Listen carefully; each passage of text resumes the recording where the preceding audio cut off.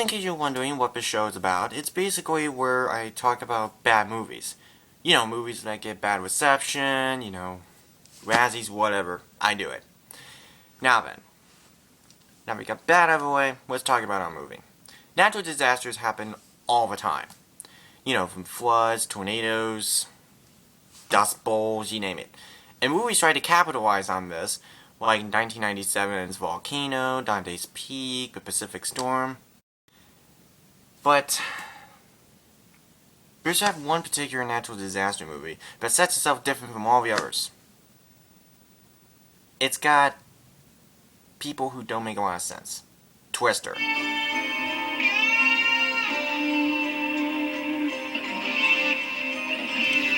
From the guy who brought you Speed and the producers of Jurassic Park, this natural disaster film focuses more on the fact of tornadoes rather than it focuses on character or story. Yeah, we're gonna be in for a treat. So, let's see if we can handle this little realm of Twister. Keep your hats on, we're gonna get through this alive. Bullet. So we start off this little adventure in a farm in the middle of nowhere about to be hit by a tornado. The little girl there, who's going to be a main character named Jo, and her parents are going off to a storm cellar. And tell me if this sounds extraordinarily familiar.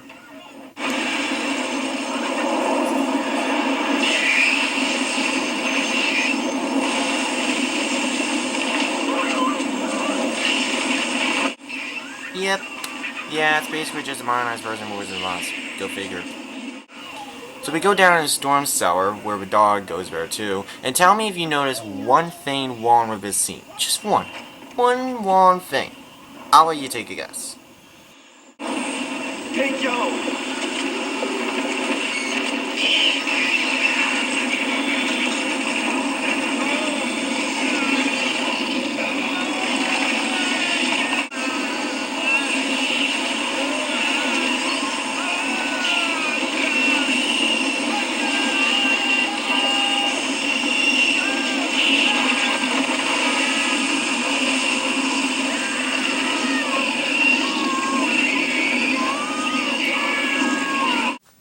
Now that I think about it, it would have been easier if the dad just stood there and did nothing, because the door came upwards, and he would have been alive. I mean, the mom and the daughter are there, so why couldn't they just, stood there and did nothing? Because, honestly, this guy was an idiot. To begin with, he didn't have any reason to just hold the door like that. It doesn't make any sense. We cut to years later as a TV weatherman named Bill Harnison, played by Bill Paxton, is off to visit his ex-wife, well, now we know it's Jo, played by Helen Hunt, to sign some divorce papers so that way he can marry his new girlfriend, Melissa. On the supporting cast, we have a rock and roll rebel hippie guy, played by Philip Seymour Hoffman. Honestly, I wish he'd gone back to Capote. Same as it was in December. I didn't read it in December. Christ, would you just sign it so we can get out of here? Please? She's here? Yes, she's here. She's over with Dusty. Now, would you please sign the document? And to keep his review short, they do nothing but this the entire movie. Arguing, arguing, arguing. They bicker all the time, they don't ever shut up. It would make a lot more sense if Bill just came out and said, "Hey, move on, okay? I'm divorcing you. Get away from me." I mean, seriously. These people argue more than... I'm not going there.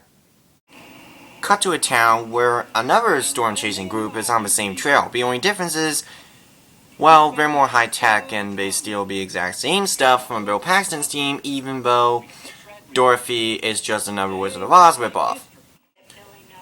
Meanwhile, at the diner, Melissa and Jo are just talking about Bill, while Bill outside is entranced by the storm. What is he, Pocahontas or something? Have you ever heard of typecasting? You are just a bad actor.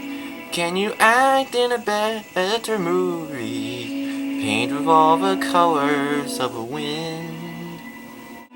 They track a storm down as they play some really annoying music, and trust me when I say, no one's ears are spared.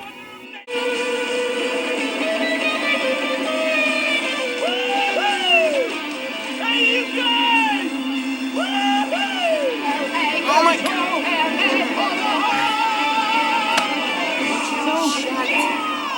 Up. So we catch up with a storm, and I kind of have to admit, this scene right here is actually pretty good. I'll get the sticker! It's moving fast! Coming towards you,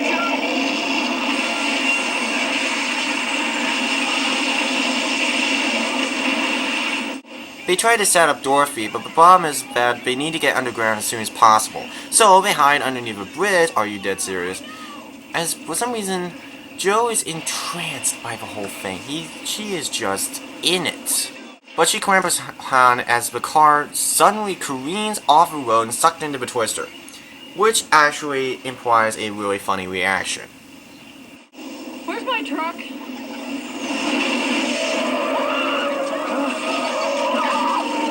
There it is.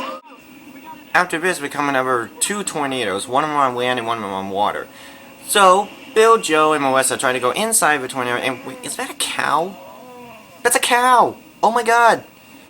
So they go inside the tornado, and they get really spun out of control, almost to the point where you would be dead.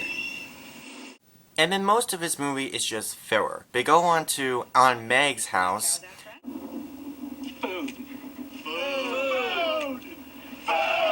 They start invading the house, but notice on the TV that the other team are way ahead of them. So they have talk, blah blah blah. So we come across another tornado after some filler scenes later, but apparently they don't have visual. So when they do have visual, they start getting ready for Dorothy. The only problem is, well, it takes them like 10 minutes to set the thing up.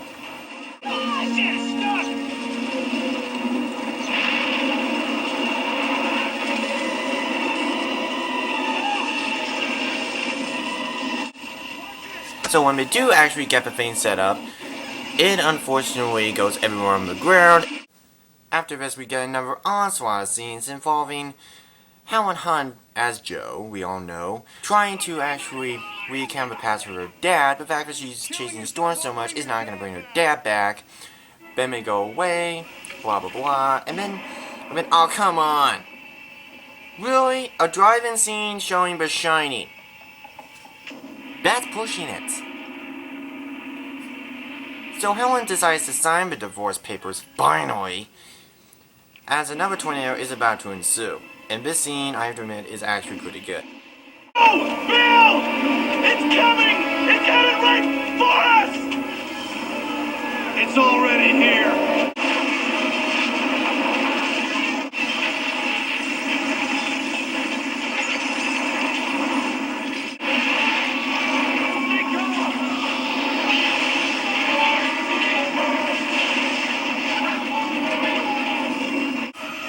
You do realize that once you have a rope in your hand that's out of control, you're automatically a goner, right? Seriously, this movie is more realistic than 127 hours.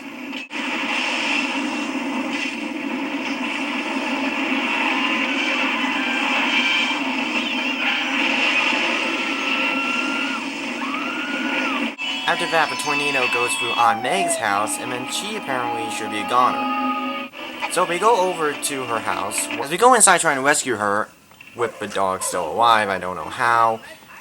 And then, oh, you know, she's got a scrape on her head, and she's fine. So the house ultimately collapses. They get Aunt Meg and the dog alive, and we don't see these two ever again. We actually figure out a way to get Dorothy off the ground. It's too light. Did you really think that when you were trying to design your mechanism, or was that just another little excuse for you not to think?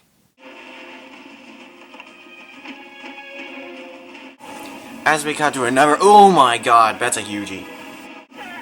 So we try to get Dorothy off the ground. They try to do this and they set it down and wait for the best. It doesn't work like that.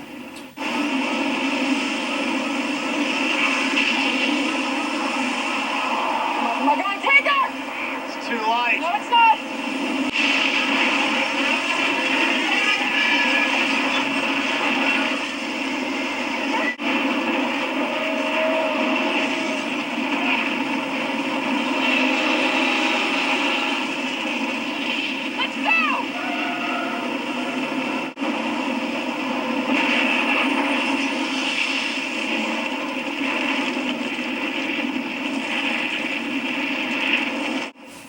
After that tornado scene, they start chasing around again, and then they try to get Dorothy off the ground once more, and it ultimately fails. Oh, I could be wrong. Never mind.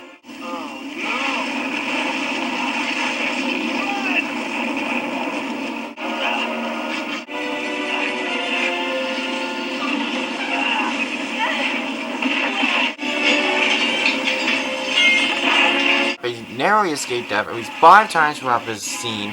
5 times I counted. As they go into this other house where these pipes, they try to hold on to it. So the tornado sucks the entire house.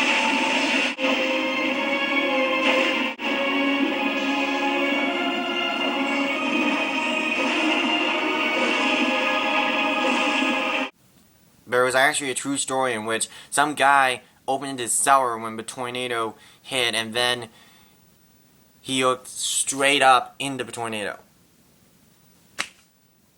I don't think he was trying it this way.